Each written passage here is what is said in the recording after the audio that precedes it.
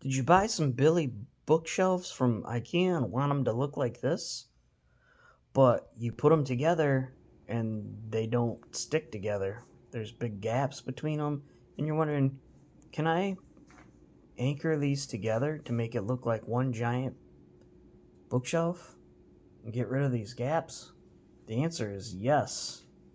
And I will tell you how to do it and how you can do it for free. Up next.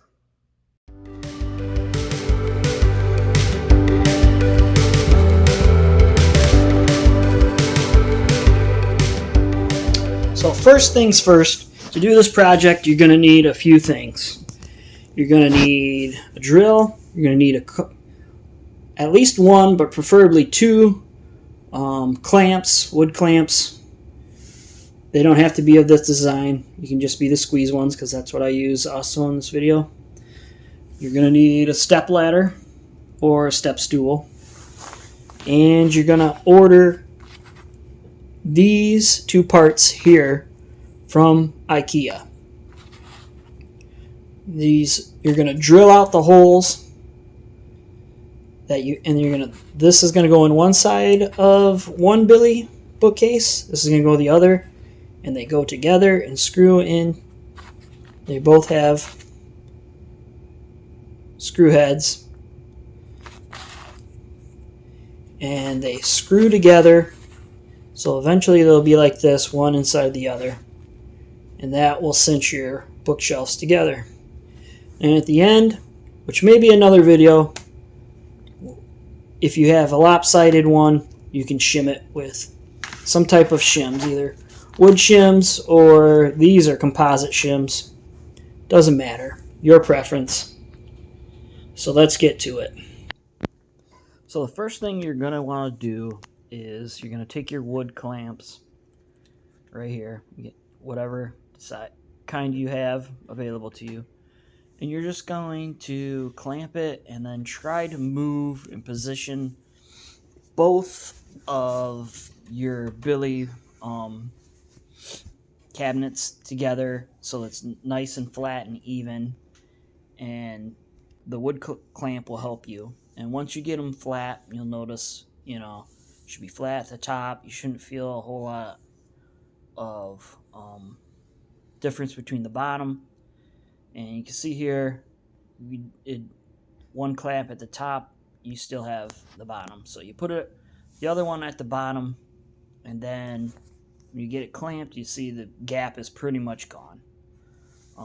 Make sure everything is even again, and then go up and look, and you can see it's not quite even there. One sticks out a little bit more than the other, so you do a little more adjusting, and eventually you're going to get it positioned right where you want it. Everything is flat together and smooth,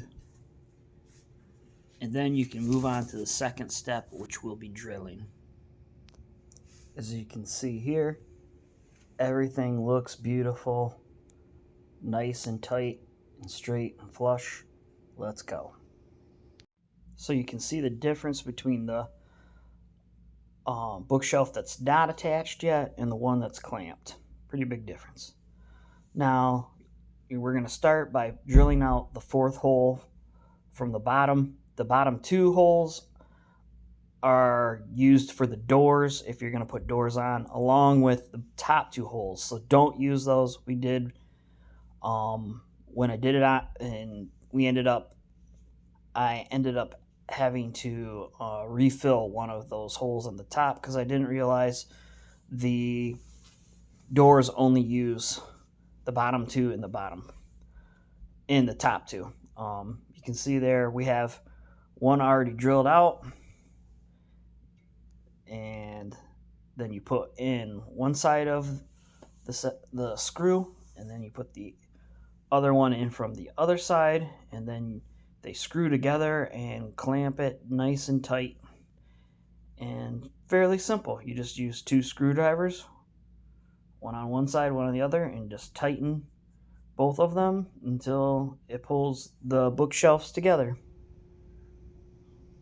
See there, we got nice and even, drilled through, which takes a little bit of work, but be careful when you do it. It's not too hard. And you put one screw in one side, one screw in the other side, and you are off and running.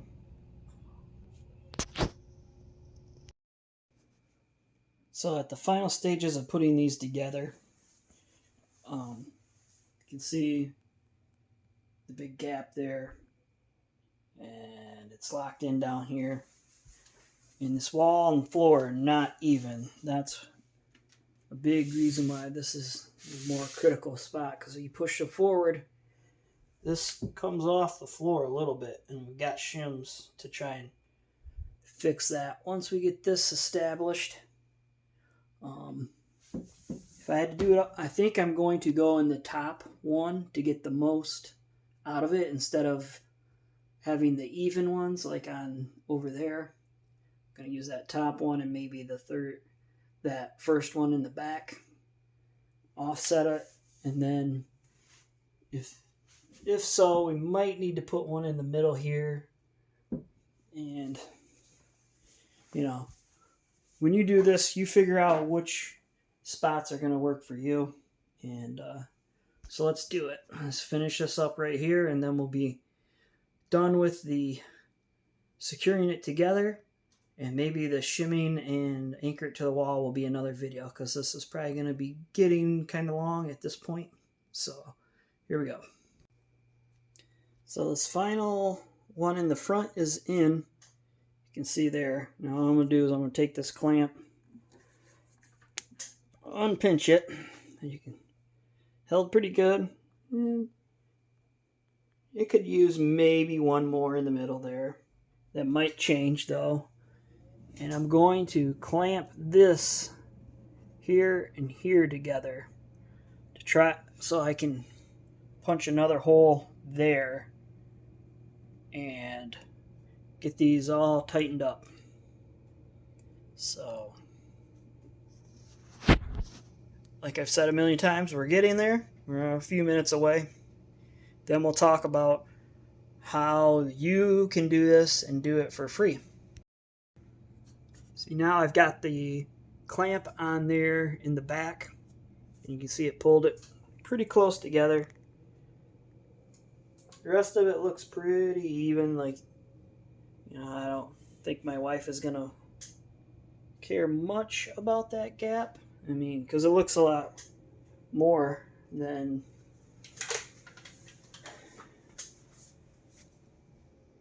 you would think, but it's not bad. This is definitely closer, completely together on this side. I don't know. So I think one more somewhere in here might get it done. We'll just to squeeze that together a little bit more. I'll find out when we put this last one in up here.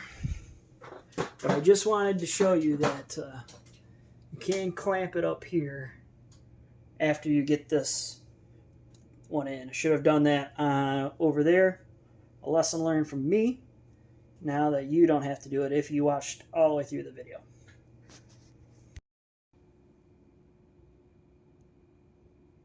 So it is completely put together now.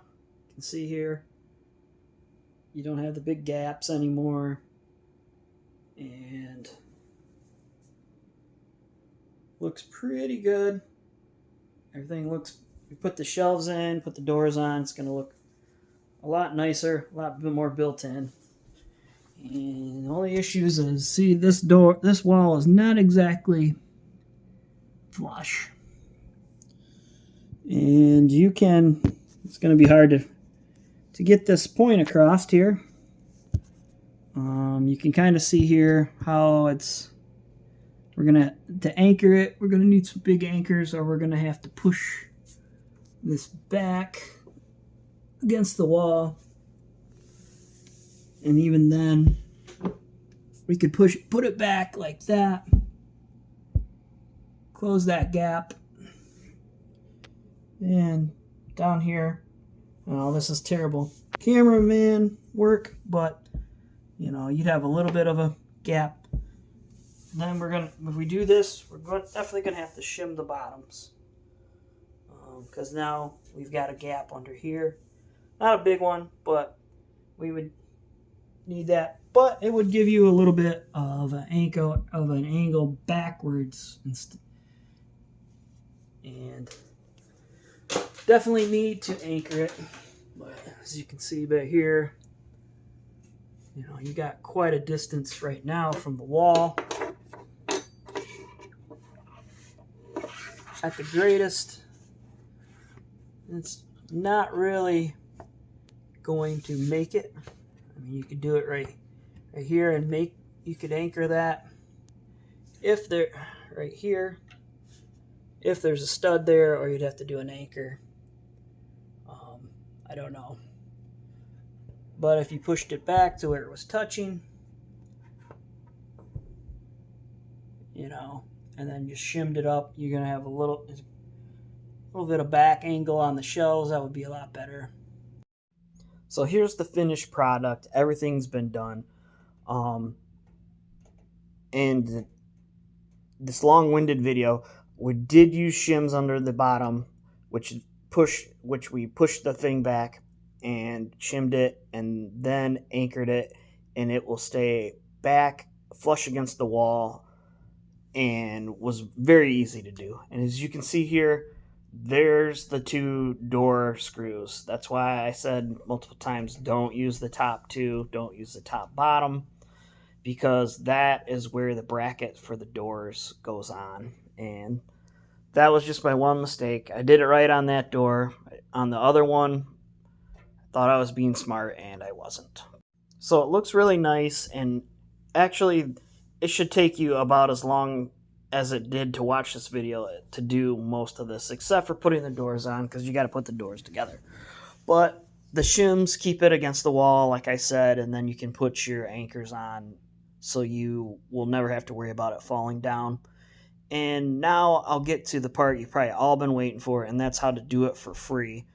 IKEA actually, if you go on their website, will let you order those little parts for free. And we'll look at that right now. So the first step to getting free hardware is to go and Google Billy bookshelf connections. And it's going to take you to IKEA webpage. And right on their webpage, they're going to give you instructions right here on how to do it, which is basically what we already went over. But the thing you need to remember is the 100402 and 100644. Those are the part numbers of the 2 pieces of screw that you'll need to cinch these together. And then what you're going to do is write those numbers down and then click on where it says this page to go to the order section. This first page does have the instructions we already went over, which is how to drill them out and where you put them, you know, once at the top and once at the bottom, which, like I said before, use 3 down and 3 up, not the very top 2 on the bottom or the top 2 on the bottom. So after you've wrote down your numbers, click this page and it will bring you to the spare parts order page. And you're going to select order here. And then it will bring you to the section where you will put in your 2 numbers and add them both to your cart. So it will bring up another section. Enter your part number in the search function. You're going to do that twice with both numbers. And it will bring it up and it will show you a picture. Select that one. Choose the number you need. You're going to need 2 for a top, 2 for the bottom. And then add those to your cart. And then it will bring you, when you do that for both, you can go to where you fill out all your name and order number.